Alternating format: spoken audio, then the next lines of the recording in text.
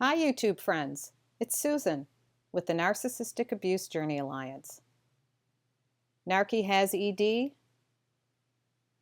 No, I don't mean erectile dysfunction, although many middle-aged narcs brag about how they can get it up and keep it up.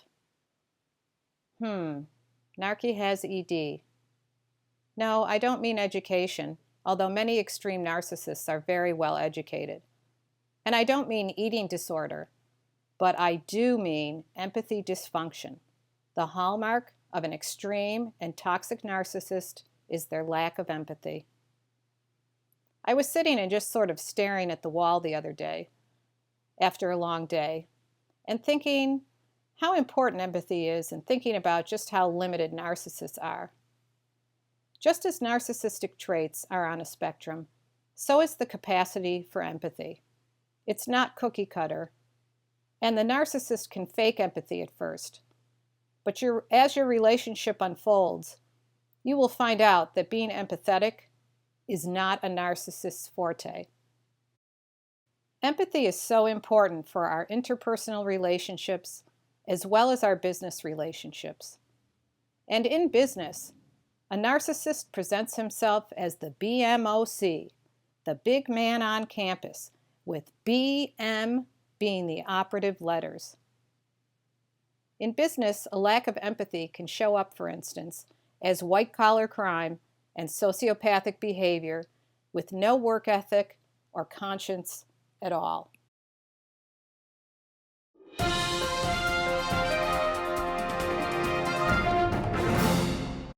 A covert narcissist was found earlier today in Cambridge, Massachusetts, pontificating to a group of bystanders. The narcissist was promptly removed and taken to an undisclosed location where a sock was placed in their mouth and they were forced to watch an episode of Happy Days.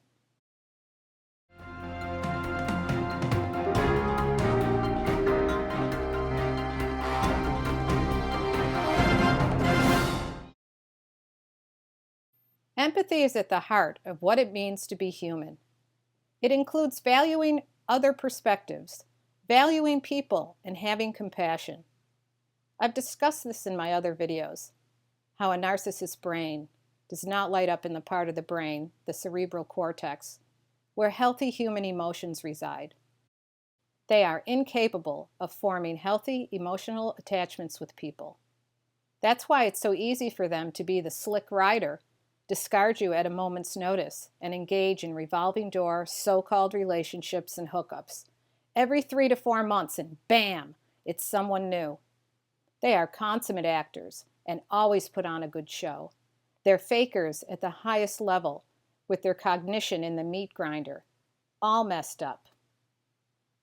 I've heard a story or two over the years from ex-narcissistic boyfriends of mine, one in particular who grew up with both parents being highly narcissistic. He told me that his parents would say they were coming to a school concert or to a sporting event that he was participating in. They would say they were coming and they would never show up. Countless times, not just once. When he told me this, I really felt bad for him. I think this is awful. This is a severe lack of empathy. A narcissistic parent can crush a child's sense of self-worth this way. Children learn empathy by watching their parents and from experiencing empathy from their parents. It's about attachment and for the child to want to adopt the parents' values and model their behavior. When parents don't empathize with their children, it creates a lack of trust. It creates a child having to question their worth. Don't they love me? Don't they value me? Again, I personally think this is awful. And it's no mystery then that a narcissist would have so many issues being raised in an environment like this, with no emotional support. And of course, this is a form of abuse. So, the apple doesn't fall too far from the tree, does it? And it's not a wonder, really, how a narcissist can be so cruel. His experience is an amalgam of biology and environmental factors. The more informed we are about the toxic behaviors of narcissists, the better we will become at recognizing all the red flags. Red flags for lack of empathy include not listening, not being able to read or get a sense of how another person is feeling without asking, never going the extra mile for a loved one. A person who possesses empathy will go the extra mile for their loved one. If you fall down or trip and land flat on the sidewalk, if the person you are with doesn't have a reaction and help you, this is an example of someone with no empathy. Someone who is being dismissive. When you're talking with somebody and all of a sudden you're sort of scratching your head, thinking to yourself, am I arguing with this person? This is a red flag. This has happened to me time and time again.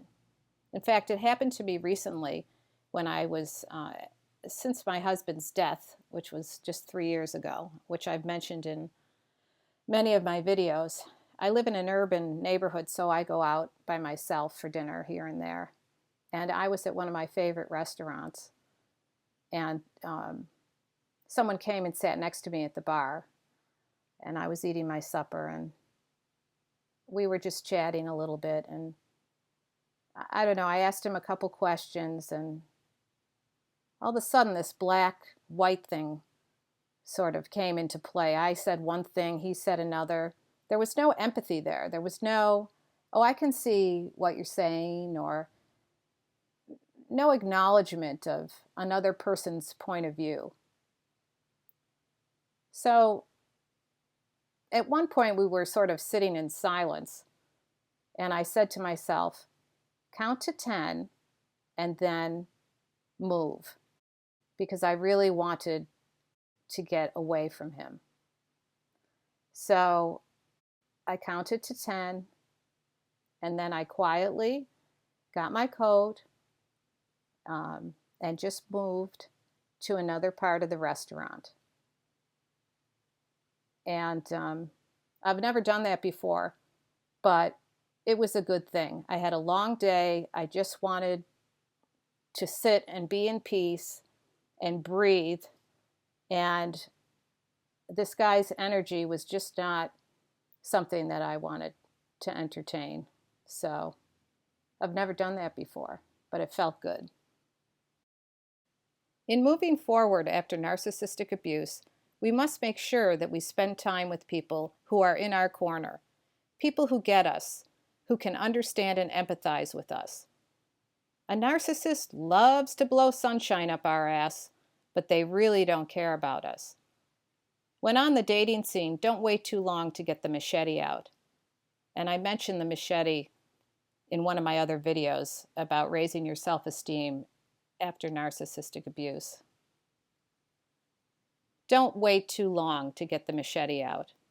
After you identify that the person you are interested in just doesn't care. And you'll be able to tell. Don't wait too long before you take action and say, "Sayonara, sweetheart." Don't waste your precious time. I don't know about you, but I personally have bigger fish to fry. In Dr. Craig Malkin's book, Rethinking Narcissism, in Chapter 8, he talks about empathy prompts. I would check that out.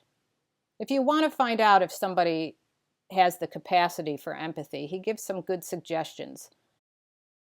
We are all champions. Be braver. I want us together raising awareness about narcissism, narcissistic abuse, and toxic relationships, because that is the way we will make the world a better place. Please like and share. If I'm speaking your language, please subscribe. A big, giant, humongous thank you to all my subscribers. Thank you. Please leave a comment. I love your comments. Please contact me for an initial 1-hour complimentary coaching session. I'll give you the TLC, the tough love coaching that will get you out of your funk. So get in contact with me. I'm here and I want to help. I'd love to hear from you. Sending love and hugs, and I'll be in touch again soon.